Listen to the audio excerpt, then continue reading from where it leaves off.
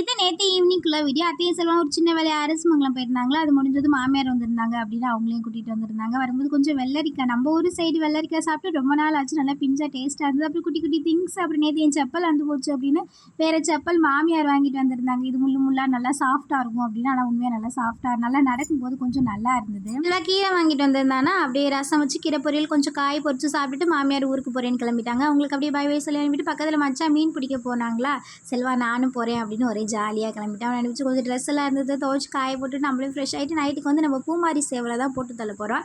அத்தை அங்கிட்டு இறலாம் போட்டு வச்சிட்டு இருந்தாங்க சேவலை பிடிக்கிறதுக்கு. நம்ம குட்டி குட்டி வேலை இருந்தது எல்லாத்தையும் முடிச்சுட்டு வந்து செல்வா மீன் பிடிச்சிட்டு வந்துட்டு நல்லா பெரிய பெரிய ஸ்லேப்பியாக மாட்டி இருந்தது.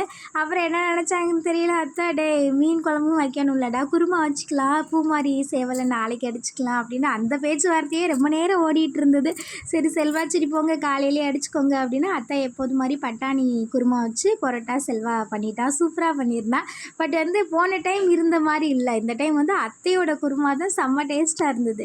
சேவலை அடிப்பமா வேணாமான்னு பேச்சுவார்த்தையில் தான் கொஞ்சம் லேட் ஆயிடுச்சா, கொஞ்சம் லேட்டாக தான் சாப்பிட்டோம். சரி உடனே தூங்க வேணாம் அப்படின்னு ரொம்ப நேரம் நடந்துட்டு அப்புறம் கோன் வைக்கலாம் அப்படின்னு எடுத்தேன். செல்வா அப்புத்தாக்கு வந்து தாத்தா பேரையும் அப்பத்தா பேரையும் எழுதி காட்டிகிட்டு இருந்தா. ரொம்ப அப்புத்தாக்கு ஒரே சிரிப்பு. நான் ஒன்று யோசிச்சு வச்சுருந்தேன், அது ஒரு மாதிரி வந்திருந்தது. நான் சும்மா சிம்பிளாக கோன் வச்சுட்டு அப்படியே தூங்க வேண்டியது தான்.